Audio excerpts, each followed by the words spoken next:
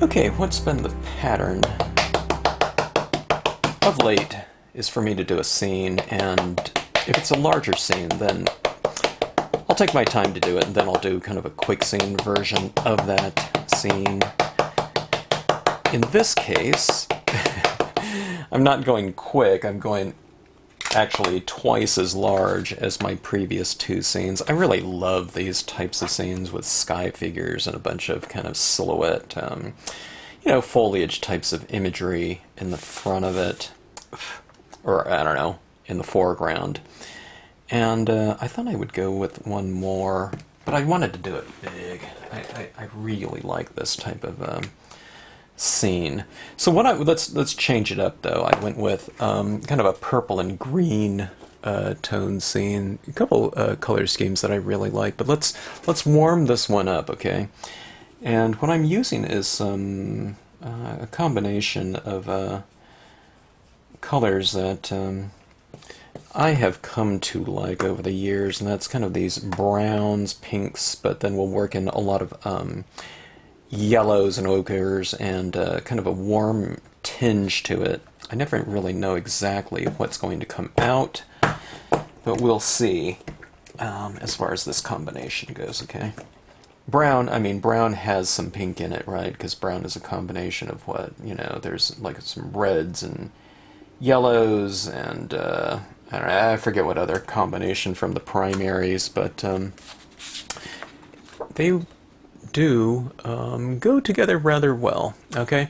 Now this is using the Milky Way large. I'm just going to be using primarily the same images that I've used in the previous two videos, if you happen to be watching some of these in sequence. Excuse me. So each time I'll do this. Now you don't have to do this little kind of additional spot coloring like this. I'm just kind of going over some of these stars in here with a Marvy brush marker. It's a big fat tip, and it cleans up rather well. I just do a couple little scribbles like that after I do that.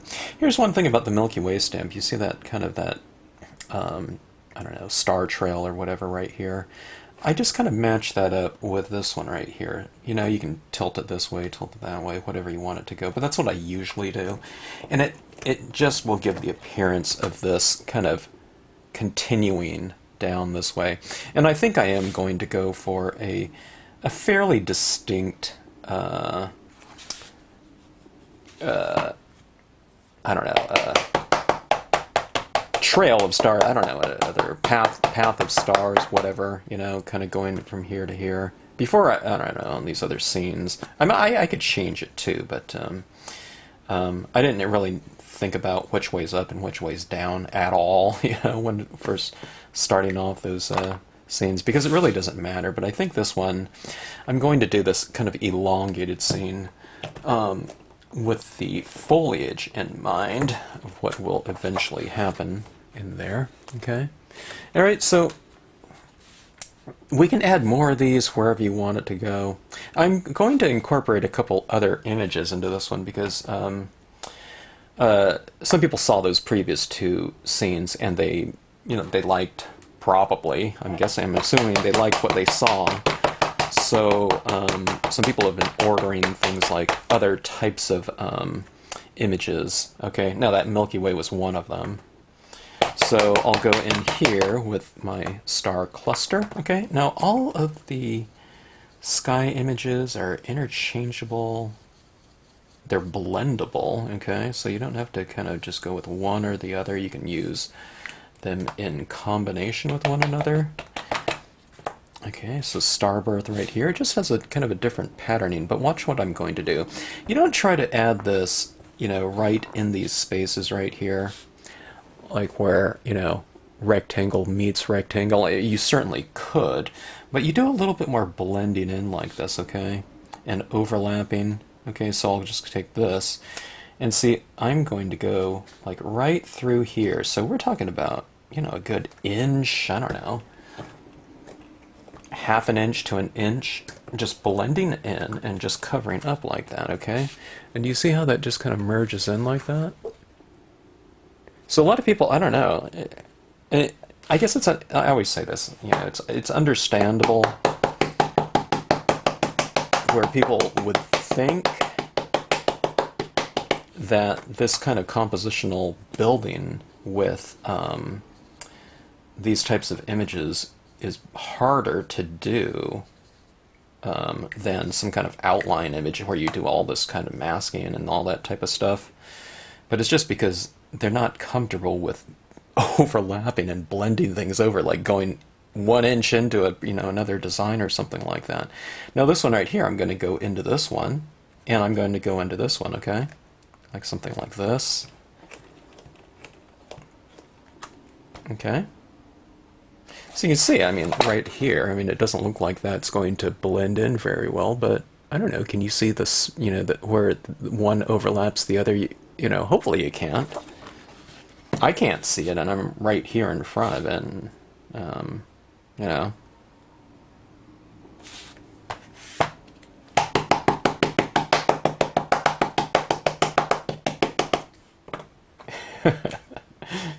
Alright, so here's some more of that. I'm laughing because that's one of my kind of frustrations, is that sometimes people think, oh my god, it's so much harder, but how much harder is this to do, than traditional stamping? One thing that's hard, though, I'll give you this, is it is really hard to tell with this type of stamping where one image begins and the other one ends or something like that. So it's confusing from that point of view. When people see compositions built up of several different images, and they can see, okay, well, there's one stamp, there's another stamp, and there's a stamp.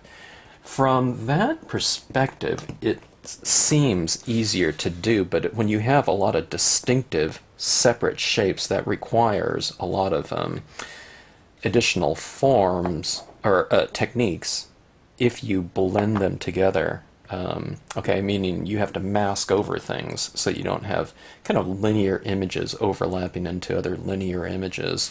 Where these ones are, these ones are tonal, so they're made up of a lot of dots, and the transitions are the important things, is how many dots are out on the perimeter like this that allow us to go in and to overlap without that edge being too distinct, okay, for where one thing ends and the other one begins. That's my job as a designer, to kind of get that ratio and a combination of dots out there on the perimeter. Not too light, because if I go too light on the outside, those dots, when someone stamps it, become much bigger because there's not a lot of support around them, so you get these gigantic dots on the outside, and imagery doesn't blend well. And but just enough to where it doesn't look so solid, where you stamp out a bunch of things and it's a bunch of rectangles in space. Okay, now this one I'm using a bit of ochre in here too, so this is the star nebula. But see, all of this different sky imagery, you can just kind of mix and match and whatnot. Let's go like this. Let's go into the Milky Way and Starbirth, right? I don't know, do I want to go that way? Let's see. Maybe go.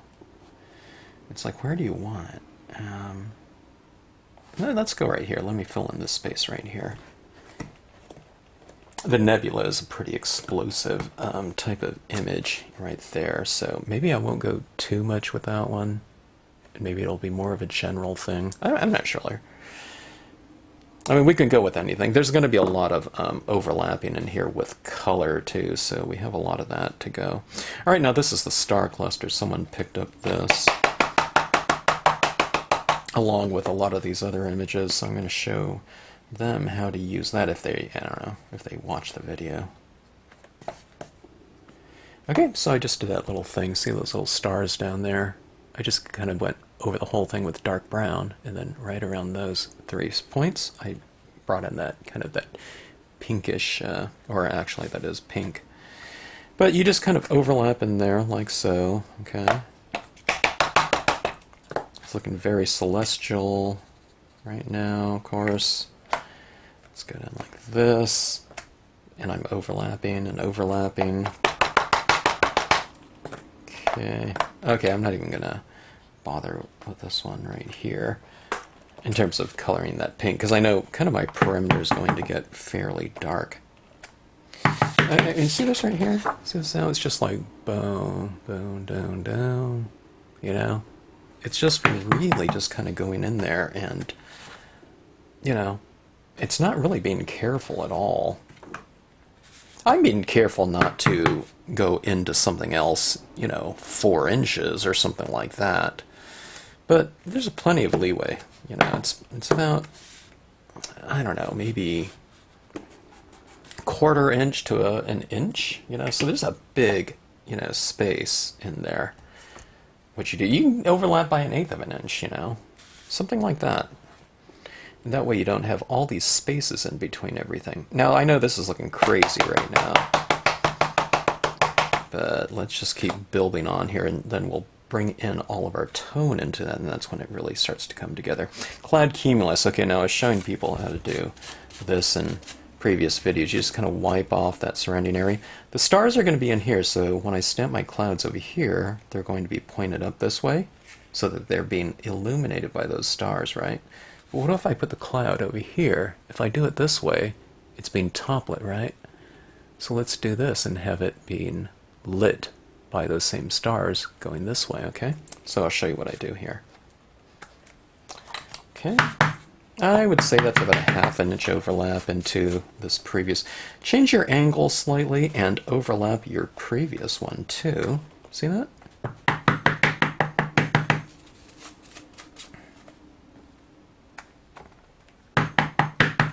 Now let me show you what it looks like without doing any wiping of this cloud, where it blends into the other ones, okay? You can still do that. It's not really any too big of a deal. It's maybe slightly less refined. I don't know. I can barely tell any difference at all. But look at how that really blends in with that other area there. Look, this is going to be quite a tapestry of stars up there, okay? See this right here? Just blending it in, kind of giving nice equal pressure in this, but most of the times I'm pressing the center. I'm not rocking this back and forth or anything like that.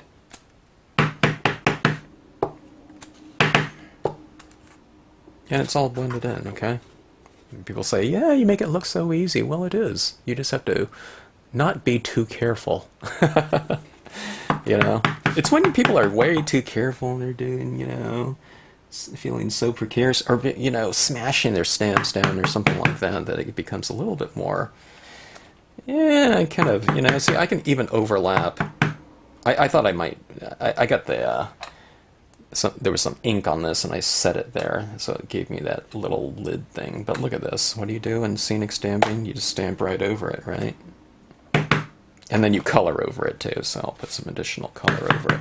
But I might want some additional forms, so cloud forms. I really like that kind of soft texture like that, so you can put some additional forms up there like that, billowy forms. Okay. Alright, man, that is looking... I don't know if I've ever done a scene, kind of that star scene like this big. I hardly ever work full page, but we just started doing that. I don't know, when were those full page scenes that I did? About a month ago or something like that? Anyways, I don't fear the full page anymore after that. I don't know, I'm just joking. I didn't really fear them, but they did take a long time. But this type of scene right here, where it's just kind of this, you know, vast, you know, sea of texture in the background, that really allows you to just apply tone wherever, practically. It's either practically or literally. Alright, I have yellow on this, okay? It's just the yellow re-inker from Marvy. I just want a ton of tone on here. I really want this to really stand out. Now, one of the people that saw kind of the finished piece just posted online said, what did you do to get the lighter areas of your scene, right? Some areas around some stars were lighter. They thought it was a subtractive process, you know, going in and kind of removing some color, right? And that's what everyone always thinks, you know, when you see a piece of paper that's just so dark and there's some lighter things in it. You know, the thought generally is that you did some kind of subtractive process to remove color to reveal a lighter tone. But, you know, lighter tones for me, I mean, you could probably do some kind of bleaching process or something like that, or, you know, color removal. But why do that when you can just retain areas of lightness just by not darkening it out, okay? So adding some of this down like this.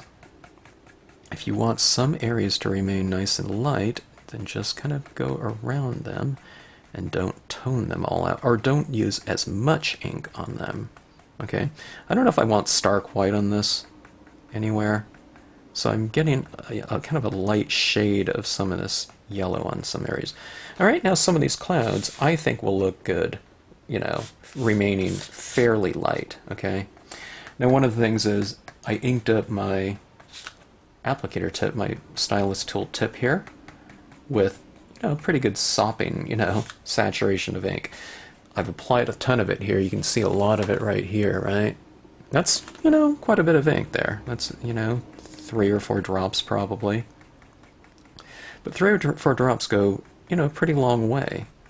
Okay, so see, what I do keep doing is I just keep extending it a little bit.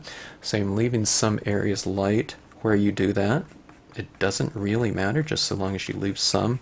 I tend to think that, you know, the stars, the bigger stars, are a pretty good opportunity for, you know, some kind of light source in a scene, so I'm leaving some of them light, but some of them, you know, I just completely darkened up, so it's all up to you.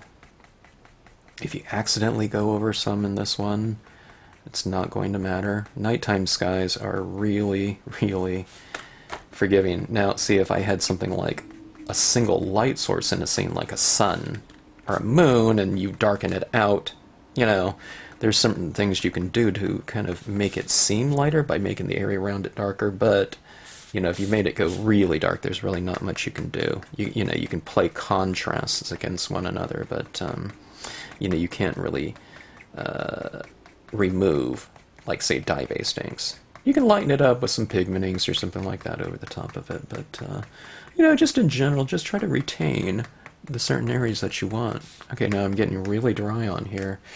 Let's see if I can get a little bit more ink that yeah, okay. I thought there was less ink in that little tray there than there was. Just a tiny little bit really goes a long way here. Or can go a long way. Okay, now here's one of the things, here's my trick here, okay? And I say this in all the videos, but if someone's kind of new to this technique right here, and when I say technique, it's just this inking technique. It's not scenic stamping techniques or anything like that. I can do this scene in some other type of media. So I'm just talking about this technique right here of really getting a lot of saturated tones down here. One of the things that I do is I use a lot more ink than probably someone would think, okay? So that's a pretty decent amount right there, right? And it's not just about coloring it in. That's half of it. Or I don't know, maybe 2/3. The other part of it is saturation. It's going for a really deep saturation of a given color. And when you do that across several different colors that you're going to be using, you get this kind of deeper intensity, all right? Now, I don't even know what colors were on here, but they look like they're still wet, so I'm just going to use them. I have no idea what they are at this point in time. They've just been sitting on my desk here for probably weeks, because I don't remember when the last kind of warm tone scene that I did was.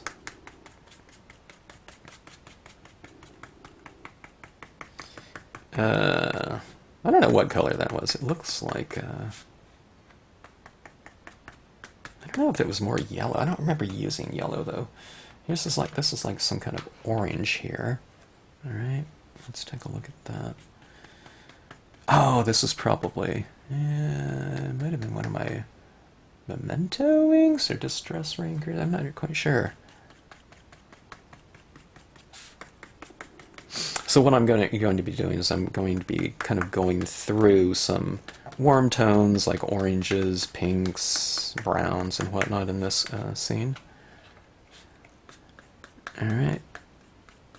Okay, now scenes for me kind of go through this period of kind of visual uncertainty. There's no other way to put it I don't know. That's the best way to put it, you know.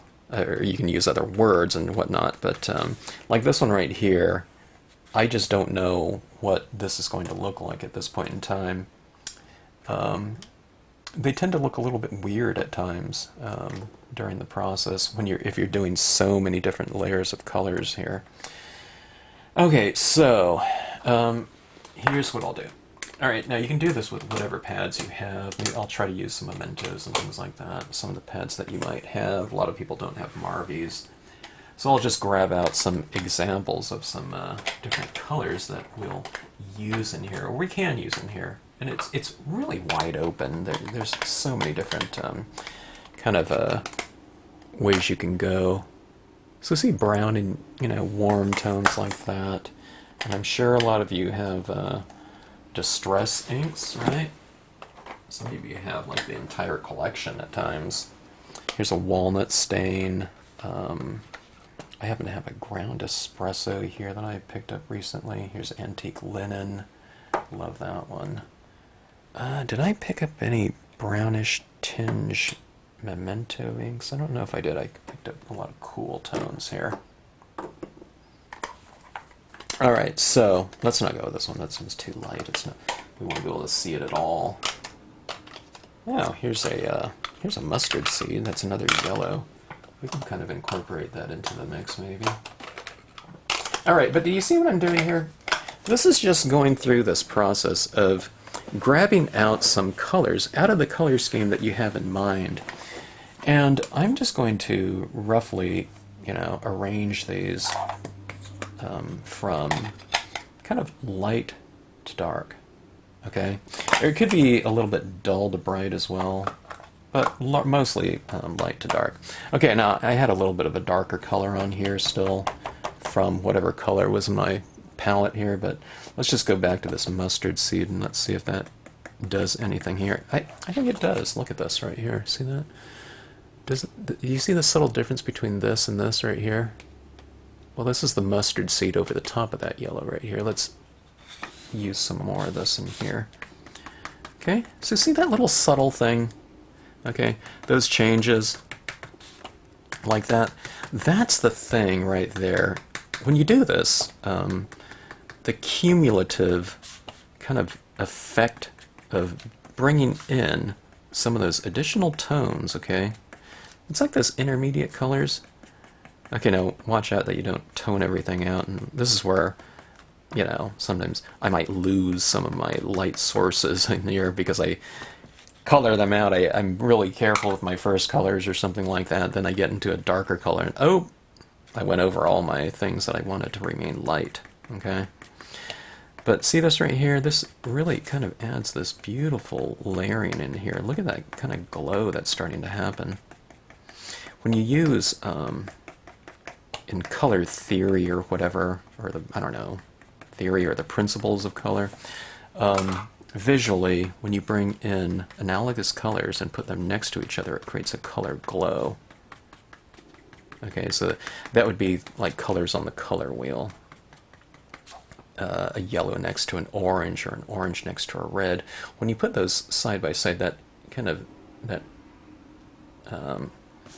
meeting point visually would create a color glow. Well, we're kind of doing that type of thing, except we're just laying color over color over color over color. So kind of the end result becomes this kind of, this inner glow illusion, you know, because it's not actually glowing and, you know, coming from within there. We just kind of are creating the illusion of it through the use of layered colors, and then that reflected light, you know, kind of looks really deep and saturated and hopefully a little more three-dimensional than it truly is, which is, you know, just two-dimensional. Okay, so when I lay it down one color over the other one, some of it might be actually physically mixing, but it's kind of like putting more of like a transparent layer of one color over another one, like color overlays like that. Okay, that's the concept at least. So if you want to make your colors or your surfaces, you can do this kind of in matte too. Matte's a little bit more absorbent, but I did something on matte recently that looks pretty good. I mean, like something like this. Now I need to spray this right here, okay? And it'll bring out the saturation and tone in here, but it's not too bad. It's more of a satin finish looking piece than glossy. But if you spray it with glossy, it'll look glossy. Okay, this is potter's clay. It doesn't look like that orange there, right? Okay, this is potter's clay right here. Let's do a little comparison side by side. Okay. I'm really trying to get a lot of ink down there, right there, okay? But look at the difference between this, okay? This color right here, and this one. See, this is on matte paper too, but it looks rather flat, doesn't it? But you add it over the top of that yellow, and that yellow kind of creates that kind of foundational glow for that orangish tinge over the top of it. Alright, now I am working on a very large piece of paper, so this is one of the things, for me personally, I'm going to have to kind of consider, and that's, I want to use some of that Dr. Martin's Bleed Proof White in that splatter painting technique, so I do want to go a little bit darker than what I normally do, which is kind of fun too. I can be a lot more haphazard with this, you know. Don't do that, though. But that's just to show you can. It's not this kind of precarious exercise of applying inks on here. Okay?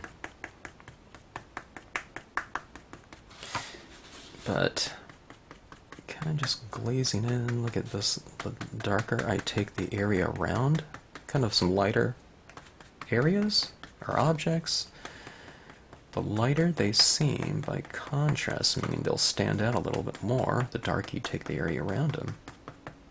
Okay.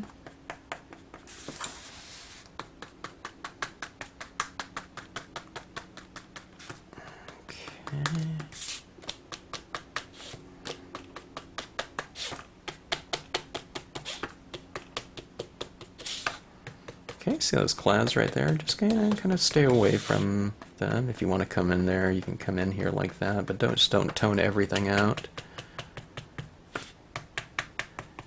You got to be a little bit more careful when you get into your darker tones, you know, just because you are going on with a much darker tone. You know, I don't want to go like this, you know, with black or something like that, but you can do it with something like this. It's not really any big deal.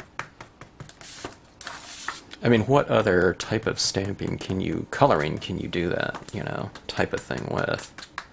Now, the bigger it is, you think, it's a little bit harder. Well, it's not harder, it just kind of takes more time because you have a lot more space to fill in, but when you have something this big, I mean, if you go like this, you know, these little areas, you know, don't stand out as much. The smaller the thing, if you do something, you know, you get some kind of mark in the middle of your scene like that, it would show up a lot more than something like this.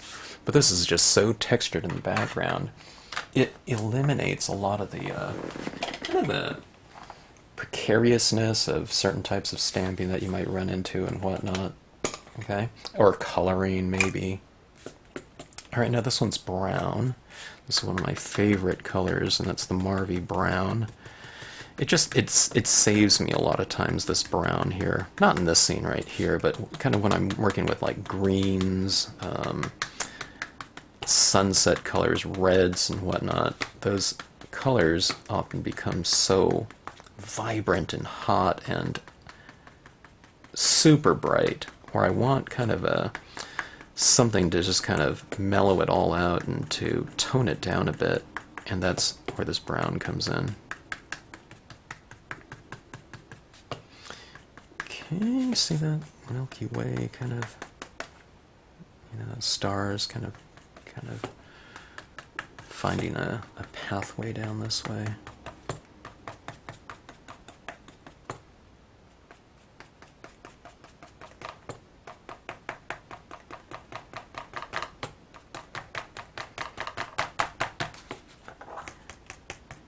Okay, and this is kind of moving into the medium tones right now.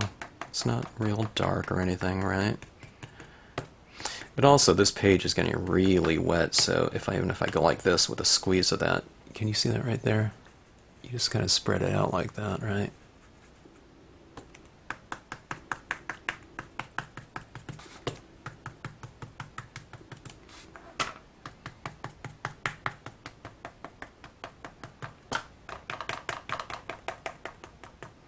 So it's starting to kind of glow a little bit more. Not like glow in the dark, but I'm just talking about kind of, you know, a certain radiance to it, you know, and looking like, it'd be like, I don't know, like staining wood or something like that. And if you've ever done that, it's just this beautiful process. You put that stain across it or something like that, or, you know, and you can see all the grains of the wood, and it looks just deeper and deeper. That's kind of what I'm, you know, the look or something that I'm kind of going for with this, and you can just call maybe the imagery or the grains or something like that. And these are like putting on kind of layers of glazes of stain one after another one, okay?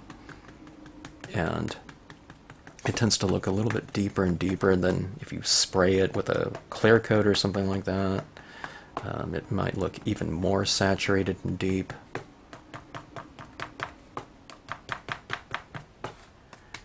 Okay.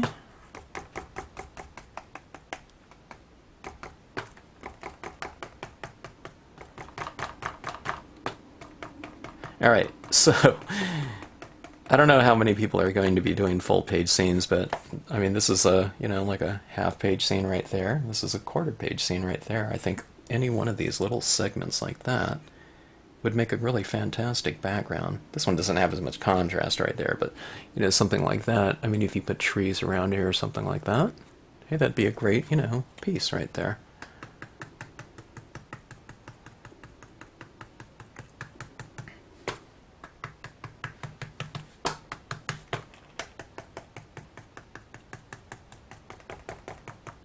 All right, boy. I tend to be using a lot of ink on these last three scenes, which I love. I really love.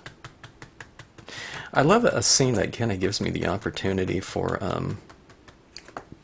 really deep saturations of tones. I think it looks really lush and whatnot.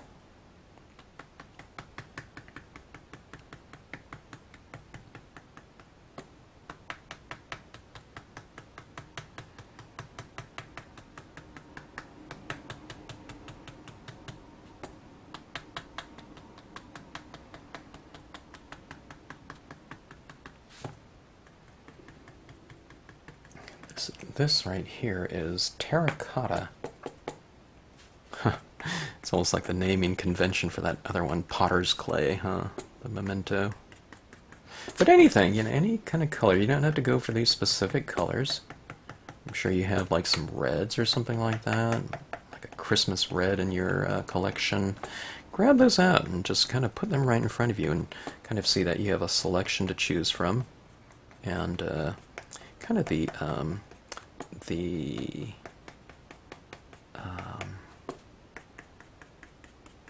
what's the word I'm looking for? Not the rate or the process, but you have the I don't know, the lineup from light to dark that you can see visually that you're going to work through. Okay, so that's why I always kind of recommend kind of pulling them out and just putting them right in front of you, because you can see which ones are lighter and which ones are darker, and just kind of work from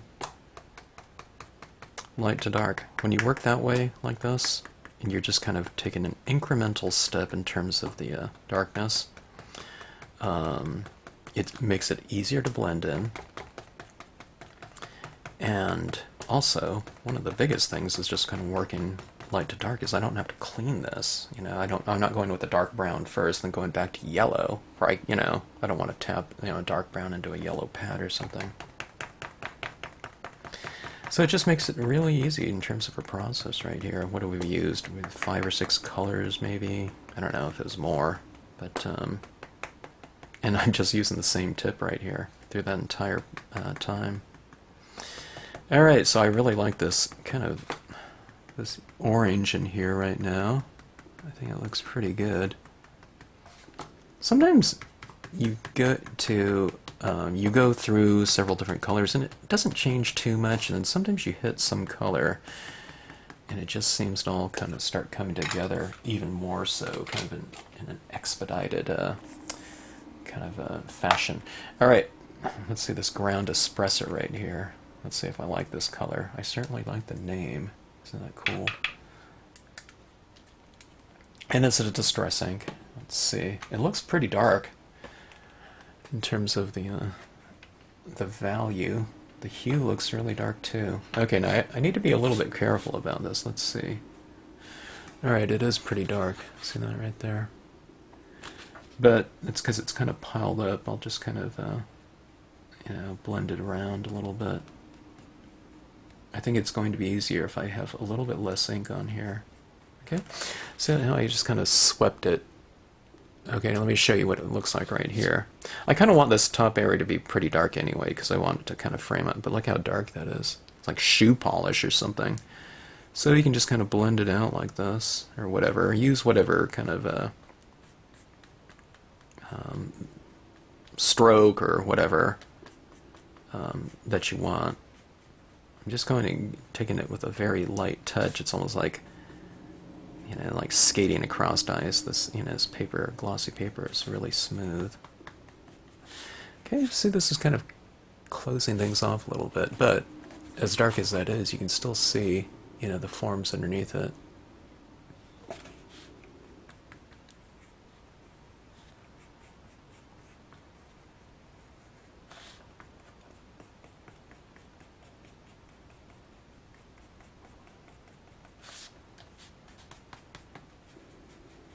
Now, if I press hard on this, it's going to squeeze some ink out, so if I need to do that, I will. So sometimes I'll tap to get a little bit of ink out, and then I'll just kind of spread it around like so. See that? When you get a little puddle, it really makes it easy to kind of spread around. Some of my page area is getting fairly dry, even with all those inks that I put on, but it is 90 degrees out, you know, where I am right now, so it's really rather humid, but it's going to dry a little bit faster. If you're in Utah, you know, Nevada, Arizona, New Mexico, whatever, or at high elevation or something like that, you're probably going to have to work a little bit faster, but you know that.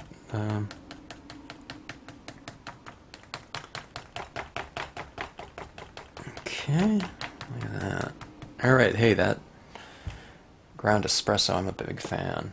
I think what that did, that ground espresso, I was going to go back in with this dark brown that I stamped everything out in, but I don't think I need to do that because I think this dark brown is lighter than this espresso. So that worked great. Now, I need to keep this in mind. Don't put as much ink out there if I'm working on a smaller piece of paper, like a quarter-size, standard card-size image, because that dark brown espresso really goes a long way. Look at that.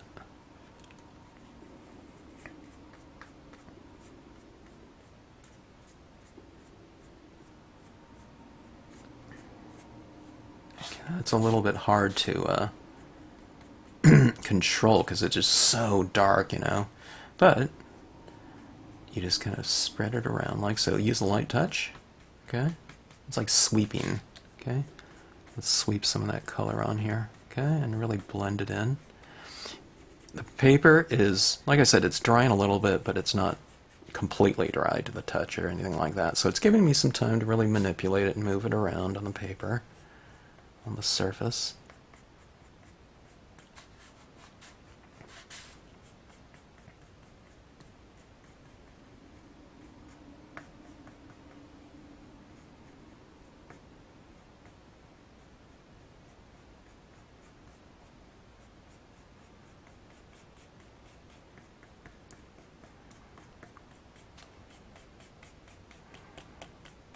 I've never splatter painted. Or did I? I was going to say such a large area. Well, if I did on another scene, it was kind of in a given area, not over the whole thing.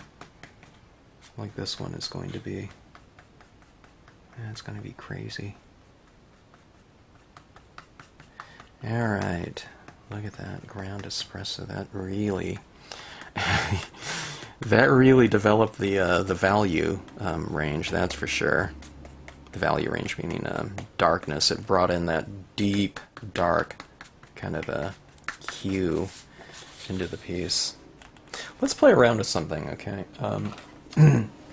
Let's go into a couple kind of magenta and violet values. Oh, maybe I should use that pink as well. Alright, I'm gonna have to switch tips here, but let's go with some of this. We used this in the pen form on that imagery, okay? So, it would stand to reason that, you know, we can use that same color right there.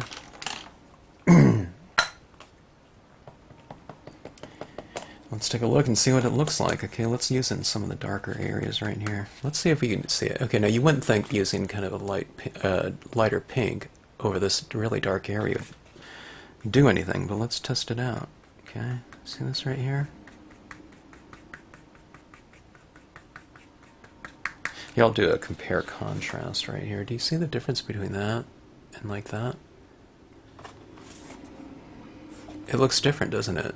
Look how rich that looks in comparison to that.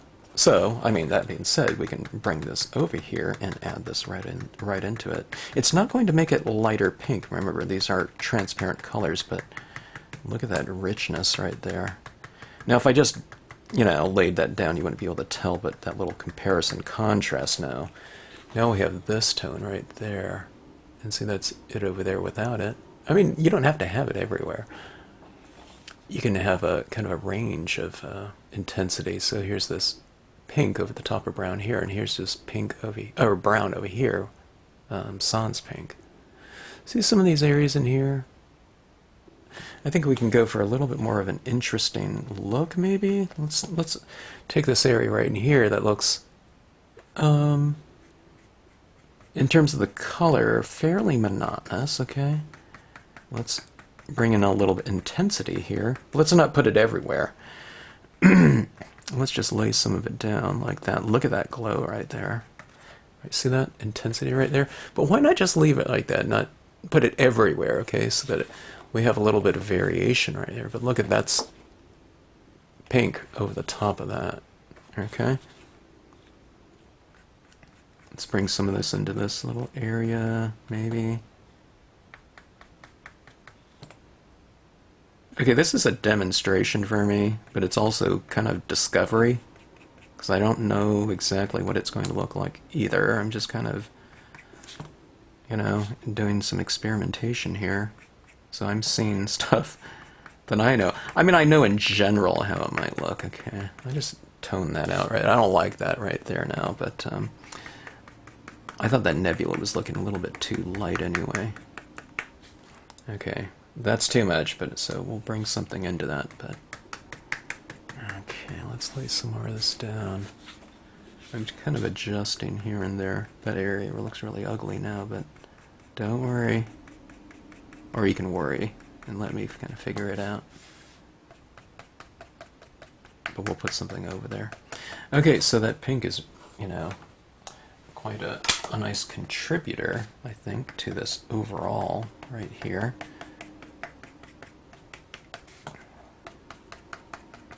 Adding it here and there.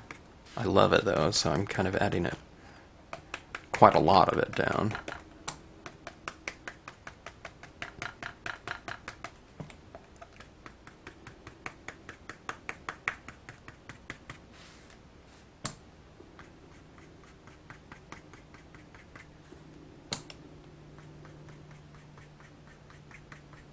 Okay.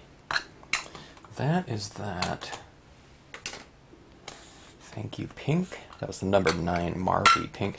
This is a magenta right here. It's the number 20. I used it on a violet tone scene. I was thinking, what is that? I just got a drop of some ink right there. I thought it was a hole in the scene. I think I had some re-inker fluid or something like that down there. Anyway. Okay, here we go. Oh! I just cleaned these off so it just drips some tone down there. Okay, anyway. This is magenta.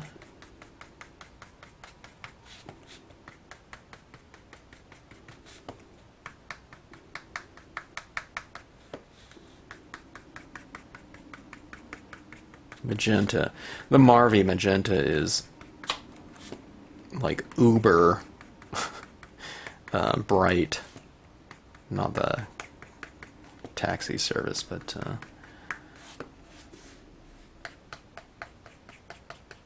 the adjective.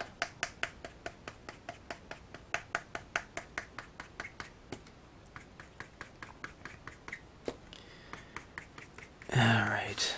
I don't use magenta too often, so it's always kind of interesting to see what that's going to look like in a given area. I usually use it for my kind of sunset scenes, you know, but then I have to be really kind of careful with it, otherwise, you know, it'll look like, I don't know, like an electric sunset scene or something like that. It's just so bright.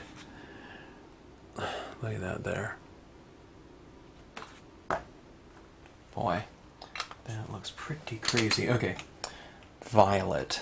I didn't expect to be going into this kind of violet tinge here. I expected it to be more kind of earthy brown, which I'll go back into, but let's add some of this around on the perimeter. This is one of the darker, just straight hues, you know, without going to something like a black. I used to use, and someone reminded me of this, I don't know, a year ago or two, when I went to a convention. She said, "Are you still doing that thing with purple and green or something like that?" I used, before pads were out there, everyone used Marvy pens, because, you know, that was the thing to color stamps with.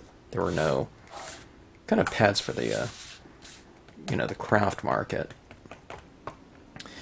And the Marvy black at the time, which was one of the blackest blacks, just, I don't know, for some reason it wasn't black enough. The pad form seems to be darker, but the pen form, it was more like a 90% gray or less, maybe. But I can get a darker hue mixing this violet right here with bottle green, and the two of them formed a really beautiful, almost black value, which is the thing that I stamped out a lot of my images in, so a little bit of extra work, but it was worth it back then. Okay, so we have all that going right now. I don't know if I want to use any more of that espresso. I think that might be enough. Okay, so let me go back to... Now, I did this little trick here on the previous video using the cloud stamp. Right up here, I mean, I have some pretty good variation. Look at that deep space imagery in there. See down here, I've retained a lot of my cloud formations and whatnot, but right up here, it gets a little bit boring for me. So let's go back to the cloud stamp and just insert that back in there, but we'll stamp it in a darker shade or a darker value than we initially did with that dark brown, okay? So if you just can't see it anymore, and if you do want some of that shape in there, or some of that texture, then just stamp it in a darker value and see if you can see it. Okay, so wiping off a little bit of this.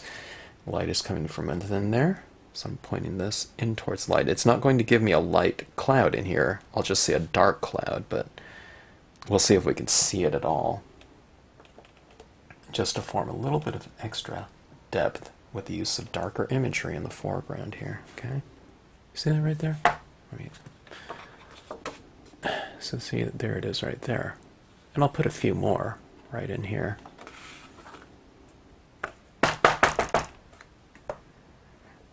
Okay, I didn't even wipe that one off. I don't know if I need to. It's just so dark in there anyway. Now this one where it gets close to that nebula, maybe I will blot this off a touch. Okay, I just stamped over a star. So a casualty of the process right there. Okay, so see, I just wanted more clouds right there. But look at that.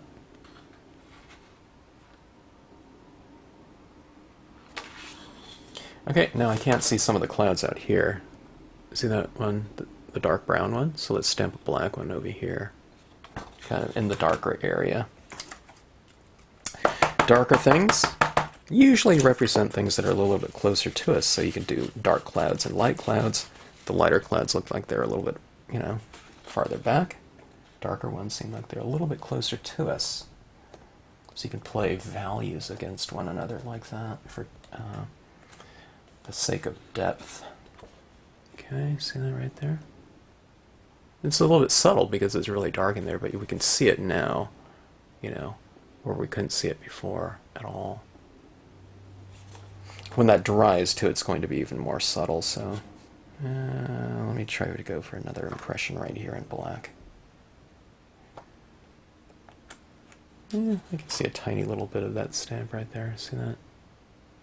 But anyways, this is hopefully adding up to a lot of depth within the scene. Okay, so gosh, that is crazy. It's crazy layered. Alright, now this is black. I'm going to put a little bit more of a vignette around the surrounding area. I'm going to be using some really dark imagery on here, still yet to come, in the form of some trees and whatnot.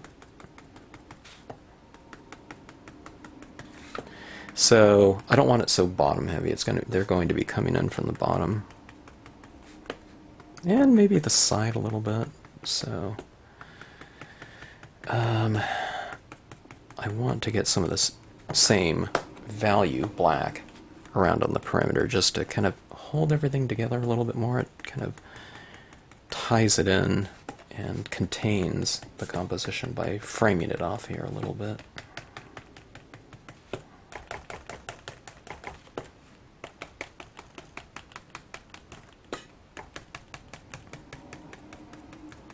This is called extreme, or what I would call extreme layering, okay?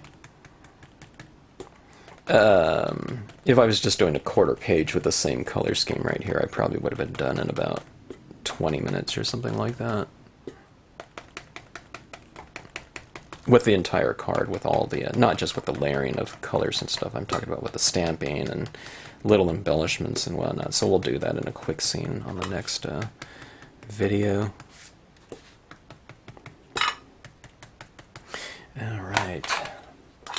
I think that's it for that Marvy black, but look at that Marvy black, look at that depth right here. So it doesn't look like it's kind of glowing right there.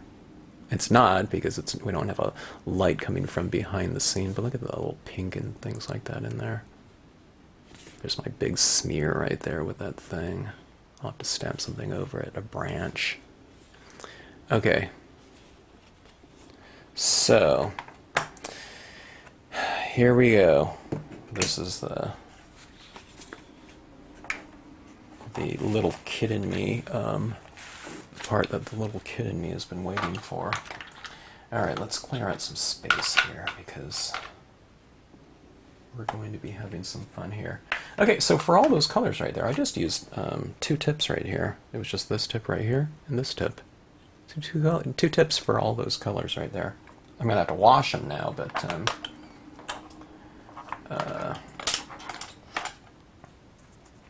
it doesn't require a lot. Okay, so Dr. Martin's Bleed Proof White. Really fantastic. Medium for your toolkit. Put a little water in there like that. Get that going. Get the right consistency. Let me stir it up a little bit. The whole bottle doesn't have to be nice and soft. It's just, I'm kind of reconstituting, you know, a small portion of, you know, the paint that's on top right there. And just get it to, you don't want it too thin, you don't want it too thick.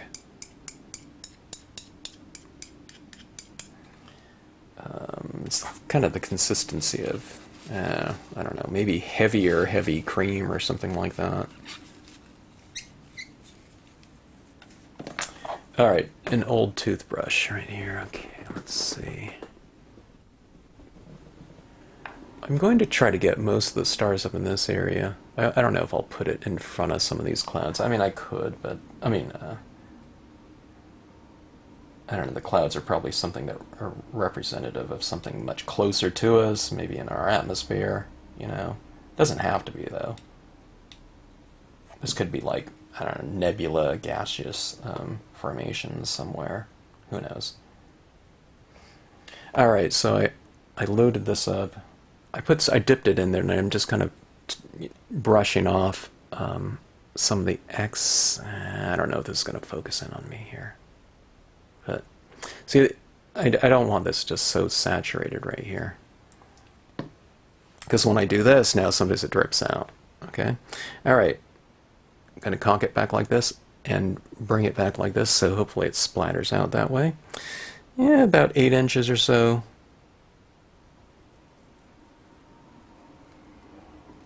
I do want a little bit of variation, so I got a kind of a bigger dot right there. Let's go down like this.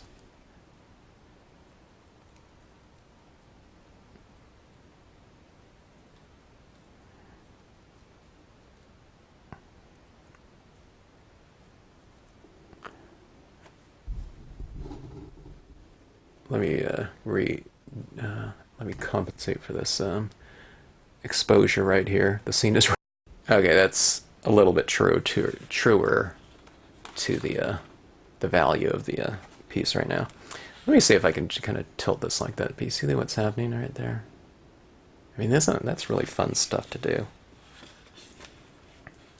It's like going back to I don't know. I think we did this as a kid in something before. Maybe to represent stars or something like that. I don't know.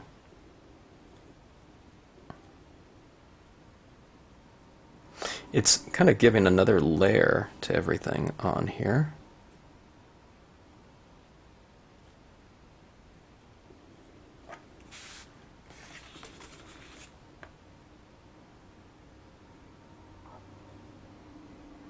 I like that I made it thin enough, apparently. I don't have a lot of control over this, but I made it thin enough to where I am getting some of those bigger blobs of paint.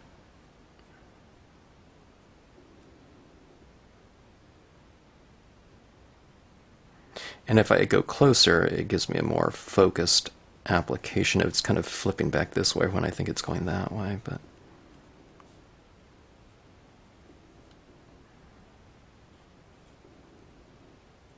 I'm kind of adding a little bit more around this part right here now. Okay, but anyway, there we have that.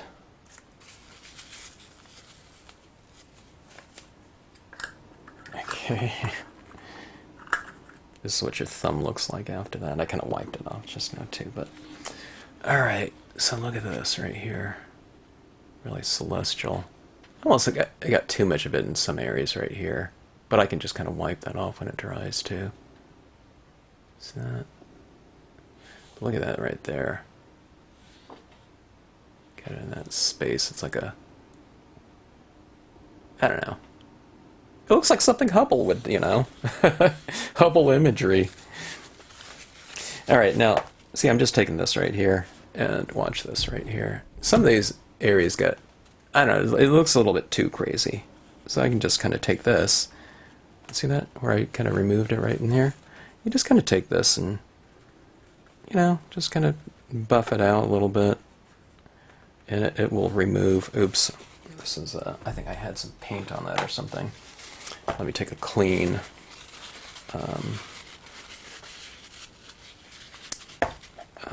paper towel here and just kind of, you know, remove some of this here and there. Some of it, it's sprayed so fine and too much of it, it looks like dust. I don't know, it could be stardust maybe, but it still is a little bit too much. Okay, so anyway. There we have that.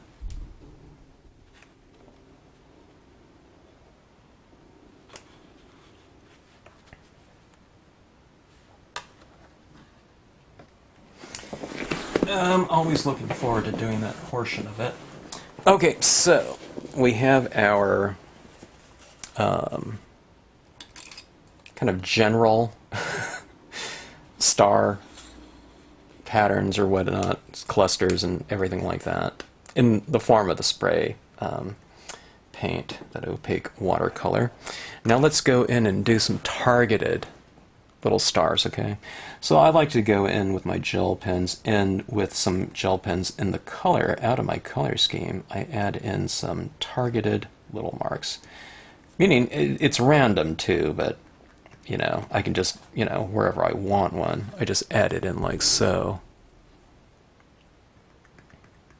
I'm supposed to be doing some scenes for an article for Rubber Stamp Madness on the use of gel pens, but and I'll get to that, but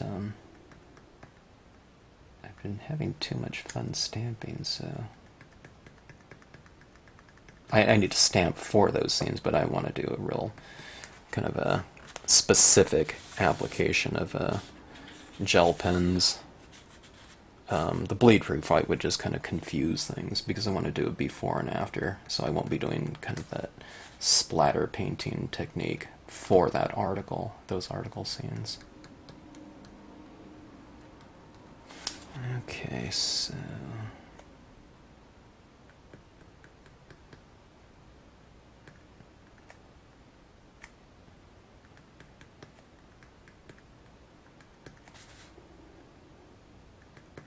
anyways, I'm going in with this yellow, and just here and there I'm adding, you know, you can kind of do it in little clusters too. That little blotchy area right there, I can just kind of remove some of that by putting in some little dots around that.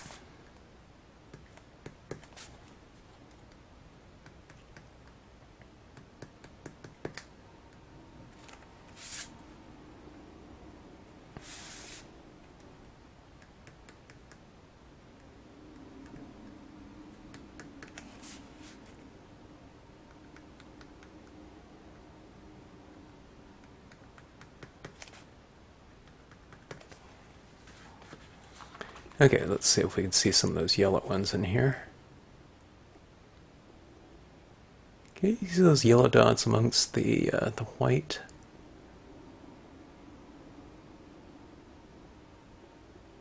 Even forgot where I added them in.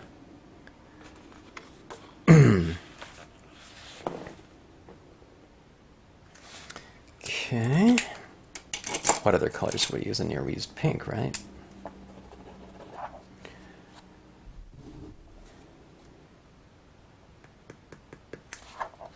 So this is just kind of tying everything together with the use of kind of universal colors. So we have universal colors and textures in here.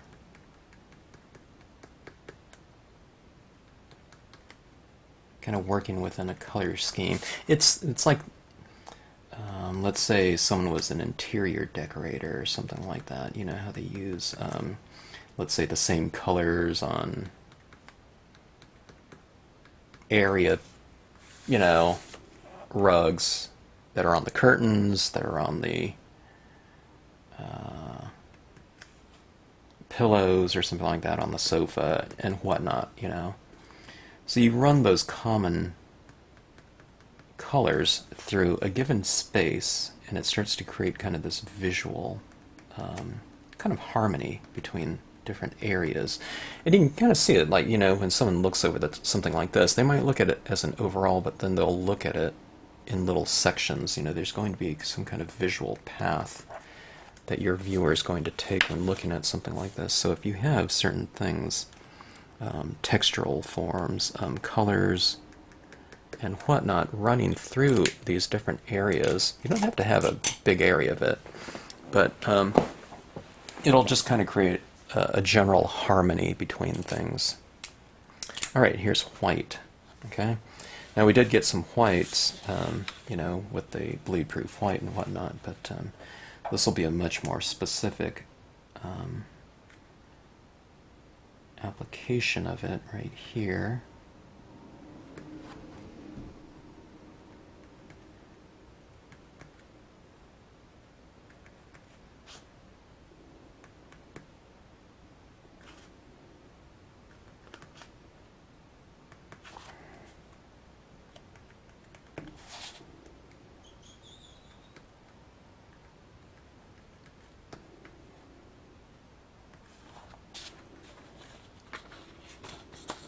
I'm generally using this to do some kind of larger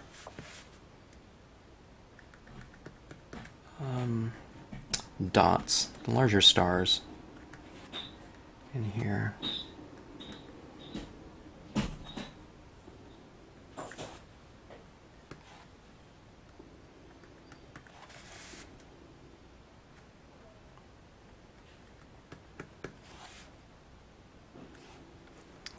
Okay, let's take a look at this.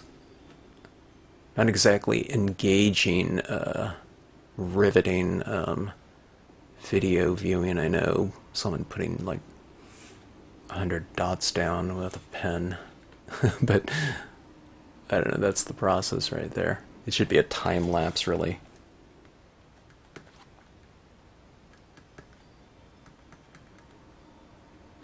Okay, so, all right.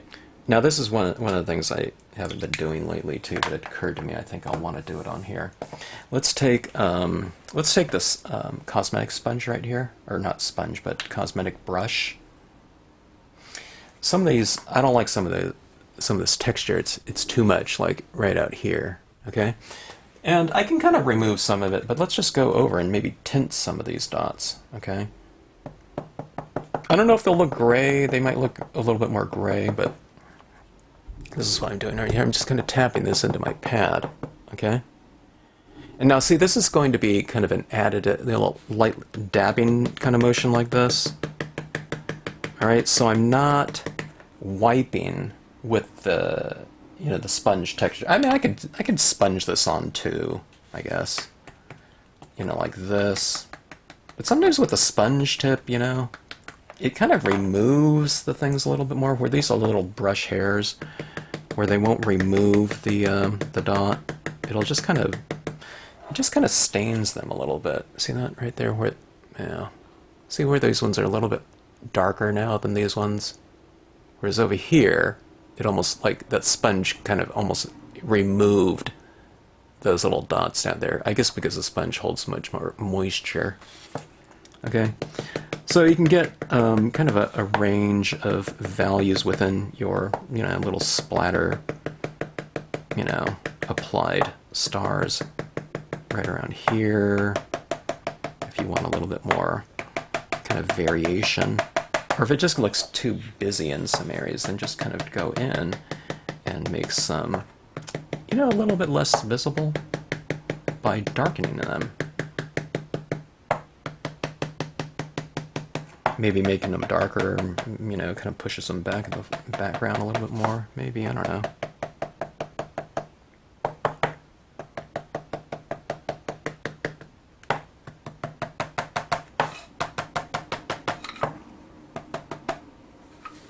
Alright, boy, that looks insane. There's so much texture going on in here. Okay, we're ready for our imagery. Oh, this is what I almost did wrong yesterday. Let's do a couple of these stars first with the pigment ink, white pigment ink. Okay. I'm going to make some of these stars look like, appear as though they're kind of glowing a little bit more. Especially some of these larger white gel pen applications, okay? So what I do is, with a very dry brushing technique here, is I'll go back in and just put a little bit over some of these stars right here. Okay, see that? So it kind of makes them look like they're glowing a touch. Alright. Okay, I had to compensate again. The scene got a little bit darker. So a little kind of glowing star there. It's really fun to do. These little additions like that. It's kind of a textural change, that's going on in here.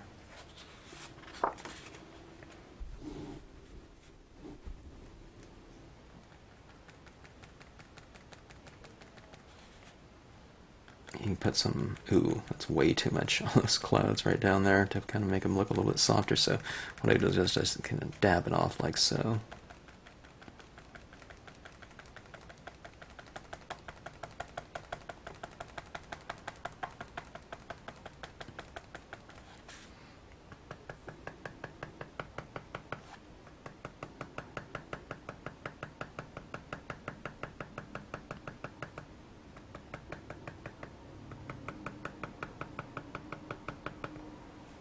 Okay, so I guess that's about right.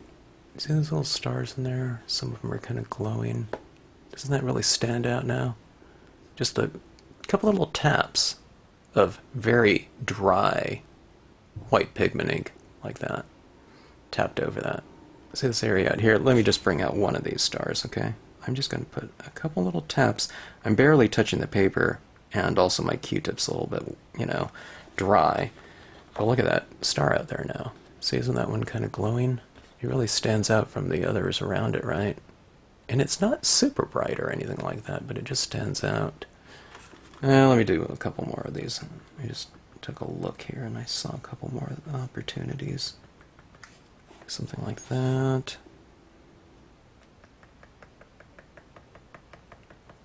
Okay. That is that. It's time to pull out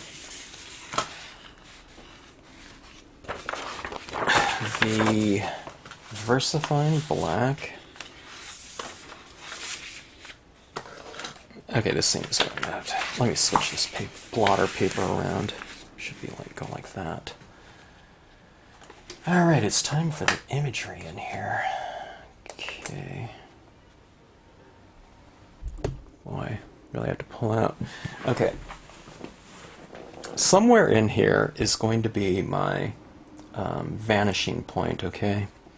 In the way that I apply my images, okay? On this one, I'm not going to do this perimeter thing going all the way around here. I'm going to be using some of my trees, okay? Now, I want all these trees to roughly be focusing in on one of these stars up here. Or it could be anything, you know, one of these points up here. But we want this vanishing point to be the same for all of these images that I end up using in here, okay? I'll probably, maybe I'll go for this one right here, or this one. I don't know, we can kind of do it a little bit off-center. Or do I want to go for it centered? This one's not real centered, but let's just say there's a little bit of a star right there. Maybe we can go for that one. This one's brighter, though. Yeah, okay, I'll just go for that one right there. So I'm going to try to, I'm not going to bring like a ruler in here or anything like that, but I'm just going to aim roughly like that tip, you know, wherever I put this, that tip will be kind of pointed towards that. Okay, now that'll be with any tree image that I use in here. So let's just start off with that. I'll use this one, and I'll use some of my kind of my leafless pine imagery. But I'll start with the larger images first. This one's a little bit of a thicker one, so it's easier to work thin around thick than to work thick around thin or something. If that makes sense. Okay, so I won't use this whole thing in here, okay, because, you know, we have the sky in here, so. Alright, so there's that tree. And I'm just kind of aiming it towards that. VersaFine is a pigment ink, so this is going to remain kind of moist for a little while, so I'm going to have to really be careful that I don't drag my hand across the impressions that I'm making, which I do sometimes because I'm not too careful, I guess. Okay, so see how that's kind of pointed right towards that star? If I come over here, it's going to be at a little bit of a different angle, right? It's like a clock hand or something like that working around.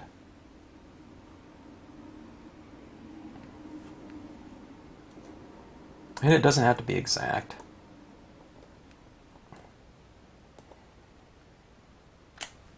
Okay, that was just, you know, I barely stamped that one. This is mostly stamping off right there.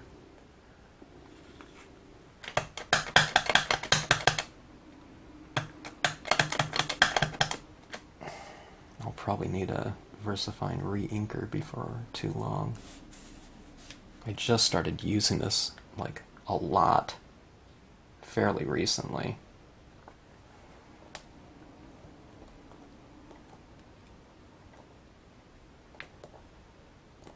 I always, you know, it was like a Marvy Black or something like that before. But then I did this a comparison between the VersaFine and the Marby Black, and I was shocked. The VersaFine made the Marby Black look like a, I don't know, like a 90% or something like that, where I thought it was more closer to 100% black.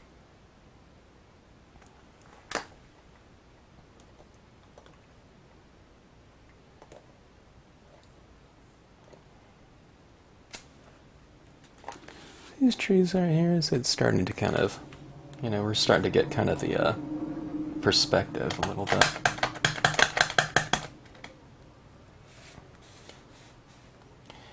Okay, coming out like that.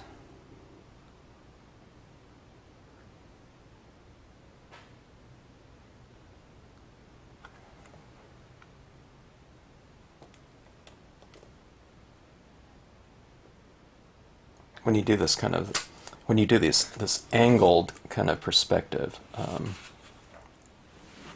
it gives the illusion that we are kind of lying on our back, looking at the stars or something like that, or you know, you're looking through the, you know, you're looking at it from a certain vantage point. You're looking upwards, towards it.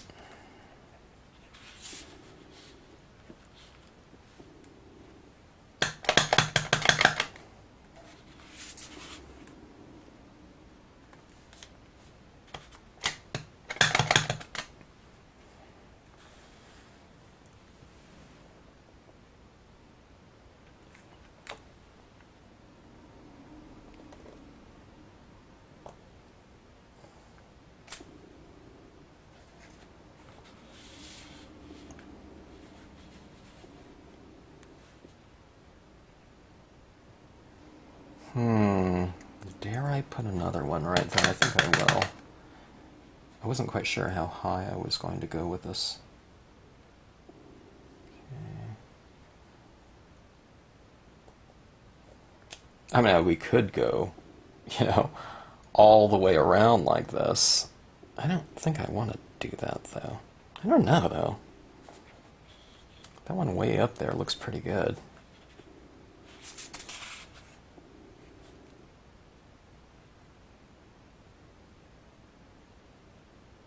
That might look, okay, I'm going more and more. This is what I talked about, how I don't exactly know how these are going to come out a lot of times until the end result. It's not a complete mystery, but I can't say that I've seen, you know, like this particular composition before, not from me. So it's kind of surprising me. I usually don't go up this high around the edge. I went up fairly high with a pretty recent scene, but can you see that right there? Here. This is what this is looking like right now. Does this look really dimensional now? It really pushes that space area back quite a ways, doesn't it? Okay, so that was the spruce tree, large, and this is the pine. Let me see if there's any kind of opportunities for this in here too. I always see these kind of different types of pine trees where I go hiking. If it's up at elevation, you see, I forget, I used to know them, ponderosa pines and sequoias interspersed with other types. Okay, this one right here I'm really going to have to aim carefully. That one I was a little bit crooked, but who cares? Okay. Kind of like this, maybe. It's kind of, all these different trees are just kind of reiterating that vanishing point idea.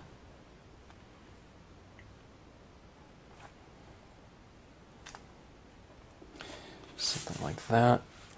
I won't use this one too much. I really love this pine, but I need to go for a little bit more of a bolder image for this this piece. Otherwise it's just not going to show up because it's just so dark on the perimeter down there. Okay, so this is the leafless pine. This is a smaller version. And it's roughly about 4 inches tall or something like that. Okay.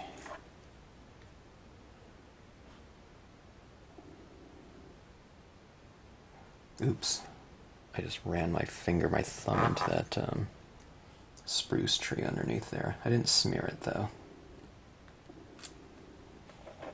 Okay, you can see how that kind of bare one looks right there.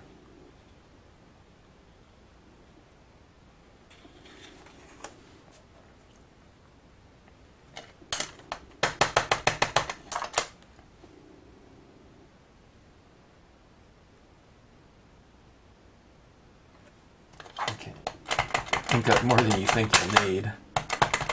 I thought I'd just be using a smaller piece, but I thought, let's go a little bit more.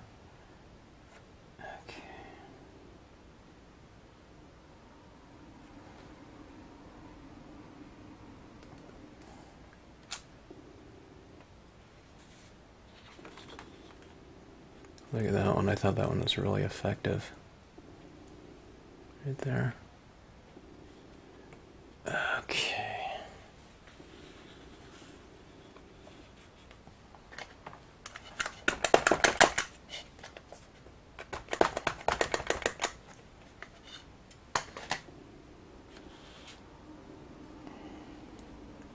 There's the tip of it. I think I have to kind of reassure.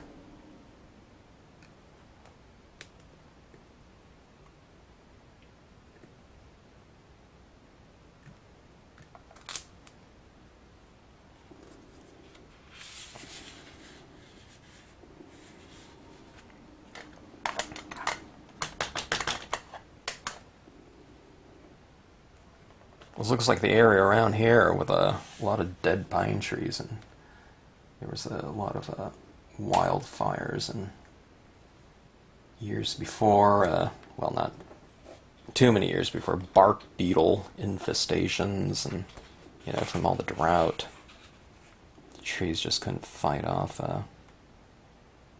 some of the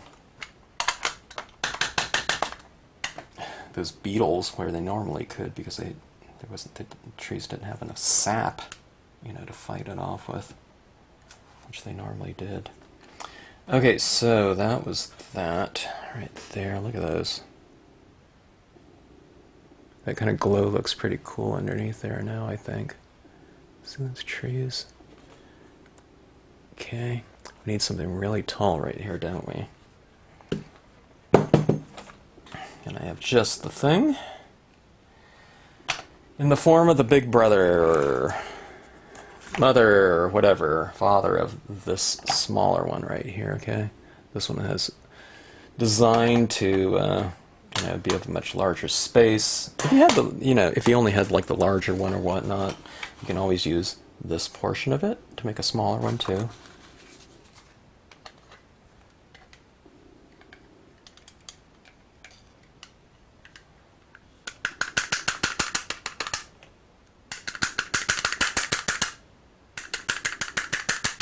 Okay, so much taller. Let's use the full. Let's be bold with it. And use maybe the full length of it. Okay, like something like this.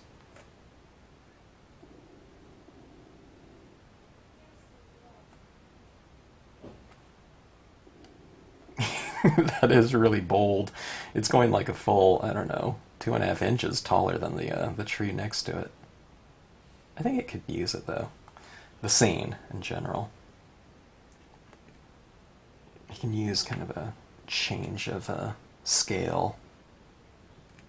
Maybe this tree is closer to us, so it just makes it look, much taller too. The other ones are farther away. Okay, there we go. And it goes up much higher there. Okay.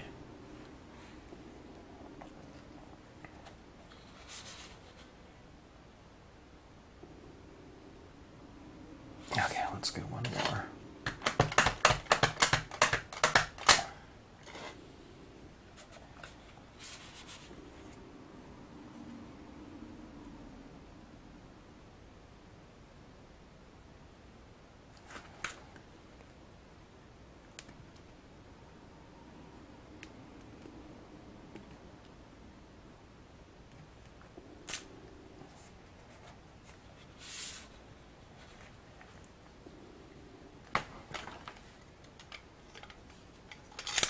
All right, let's take a look and see what we have here.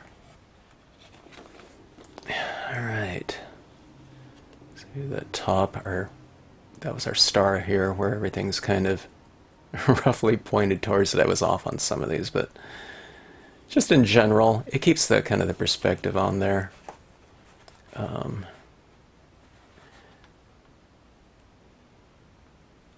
And it gives us it tells us of our vantage point within the given scene and whatnot. And I don't know, don't they anchor down kind of the composition really nicely? Look at those stars right behind there. See, as crazy as some of those textures got, with all that Dr. Martin's bleed proof light, when you put something in front of it now, these trees aren't covering, this area up right here, but it puts something much closer to us, so it pushes everything back there in visual space, okay?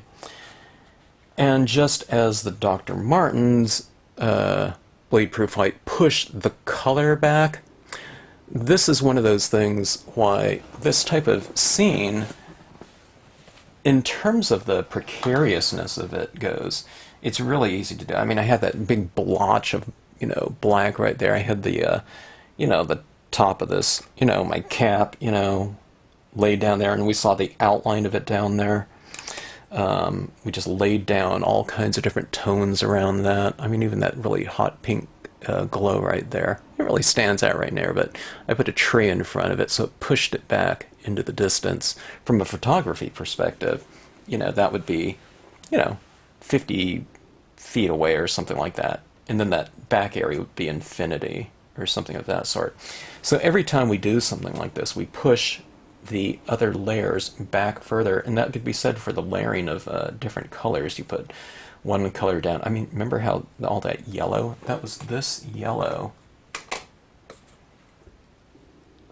underneath all this before, right, when it started off. But, it doesn't really matter what that looks like too much.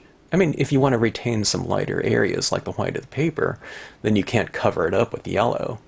But that being said, no matter what went on with something like this, or what went on with some of that different imagery underneath all this, it really doesn't matter too much, does it? I mean, by the time you bring in all these colors over the top of it, you bring in all that paint texture over the top of it, and we bring in some additional images over the top of it, gel pen marks, pigment ink, glowing little stars and whatnot.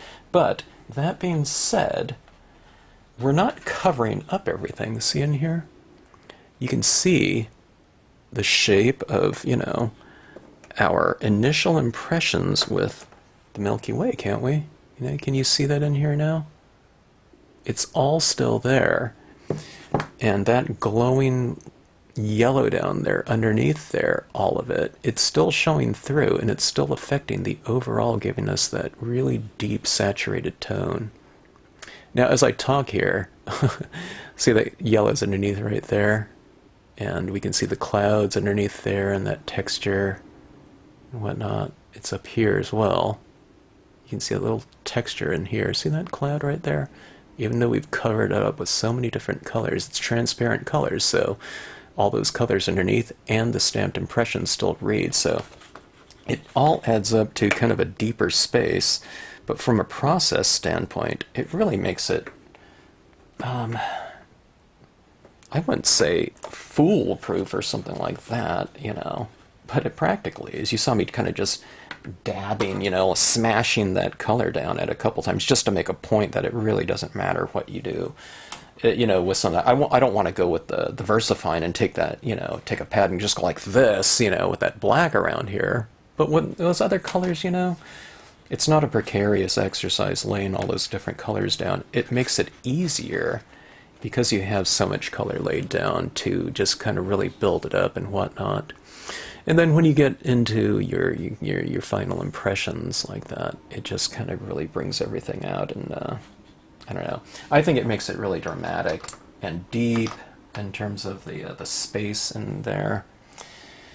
All right, so when I said final images, I think I will go with a couple little things. I want this to kind of be like a little mini series of 3 pieces. I want to do a quick scene too, my next one too, but as far as my main scenes go, it's had something to do with flight because I've had some birds kind of in the air. And these ones, let's go with the eagle again. It's a fairly large one right here, and I can get pretty dramatic with it. Okay. And we'll go with the VersaFine again. And this is the point where I don't want to accidentally drop my stamp or something like that, or go for a double impression or something like that, right? Okay, so let's put this one right here, maybe. I've already used up my Night Flight title. Could be Night Flight 2. I don't know. That's kind of boring, though. Star Soaring. It's kind of a fusion of my a couple titles. I like that one, maybe. Okay, let's go for that eagle's kind of lonely, so let me go with its companion one, Eagle Soaring. But let's go with the smaller one so it kind of goes back in perspective a little bit. I might even use flock, I'm not sure. We'll see how this goes. Okay, this one's a smaller one. I'll put this one higher up here.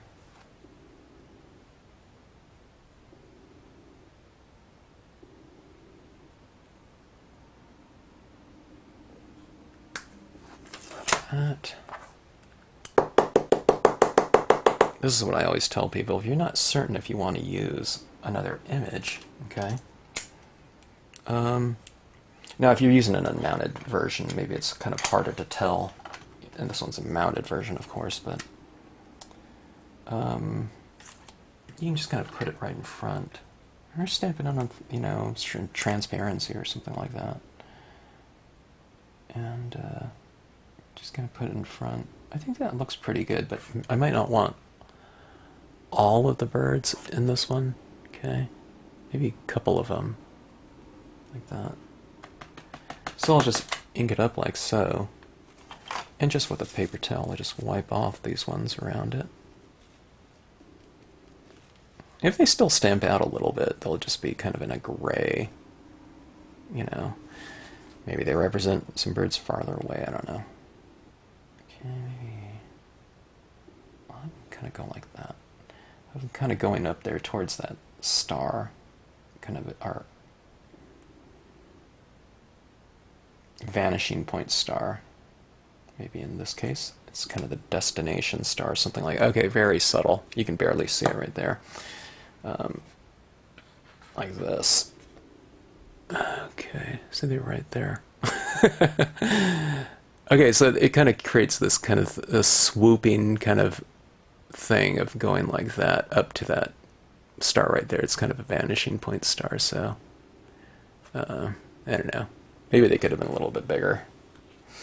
But that being said, I think that is enough for this piece right here. It took me on a nice little journey.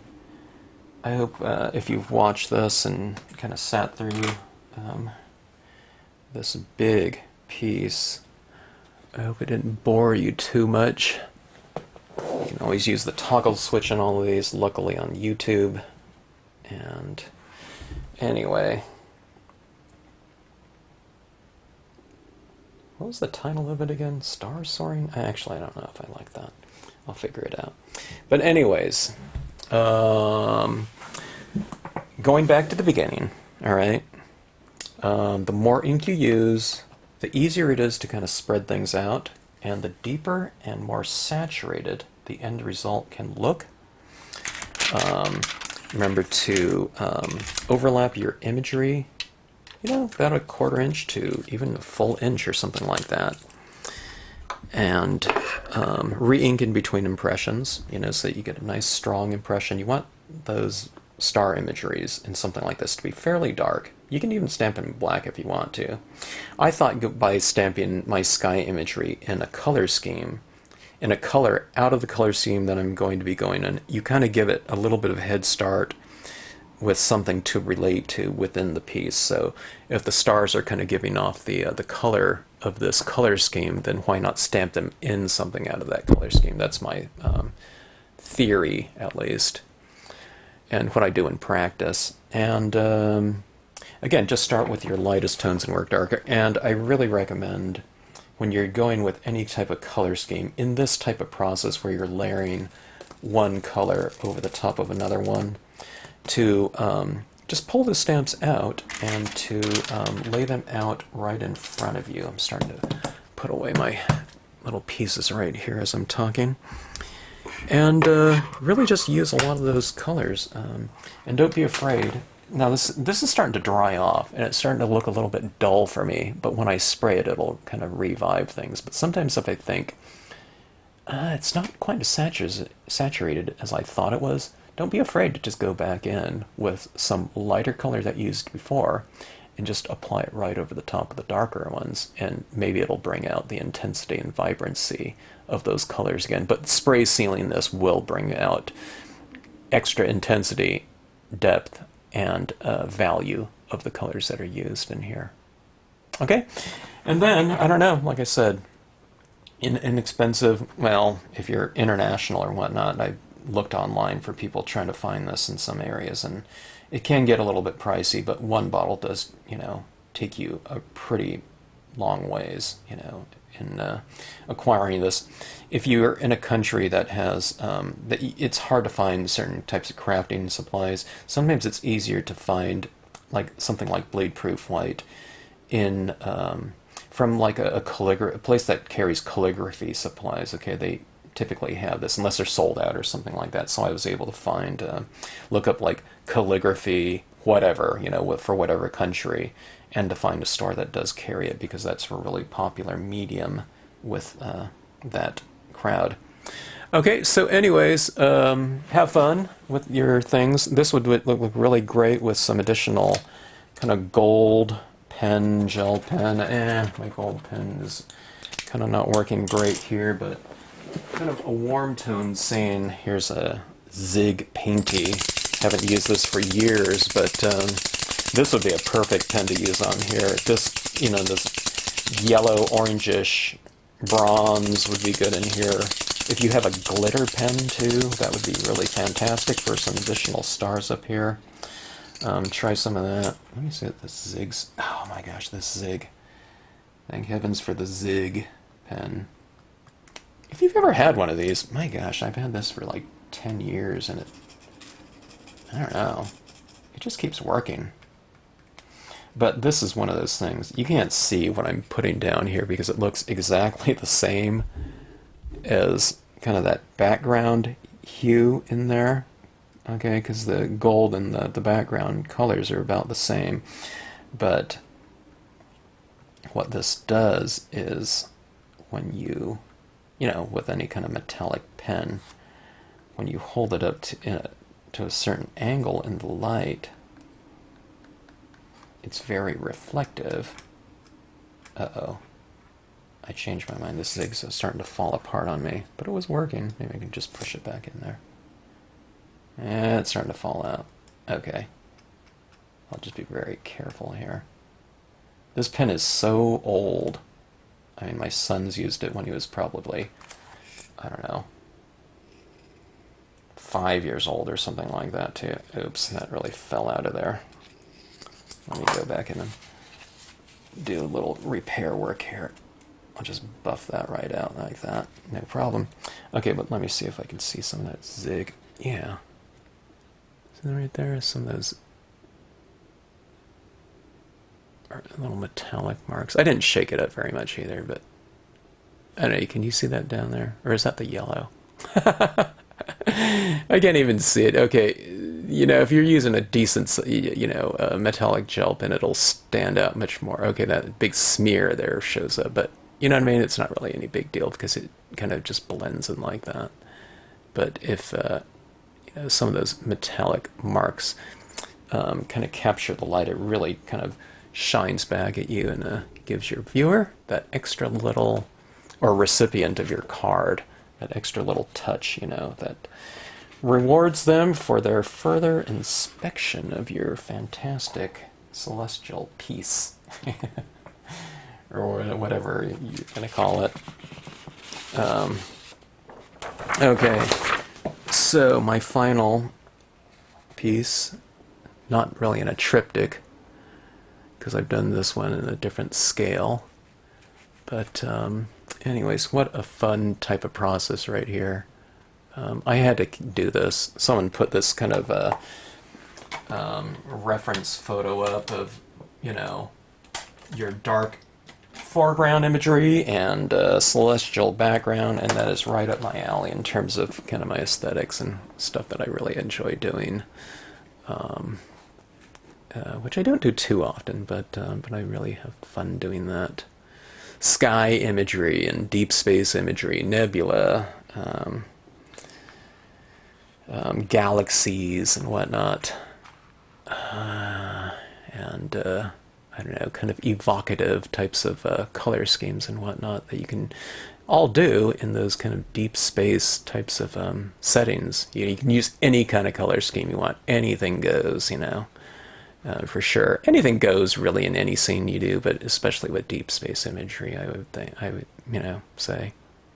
So anyways, thanks again for watching. Hope you enjoyed it. If you enjoyed it, and if it didn't put you to sleep too much, you know, maybe like and subscribe and share. And if you have any questions, just drop us a note in the comment section.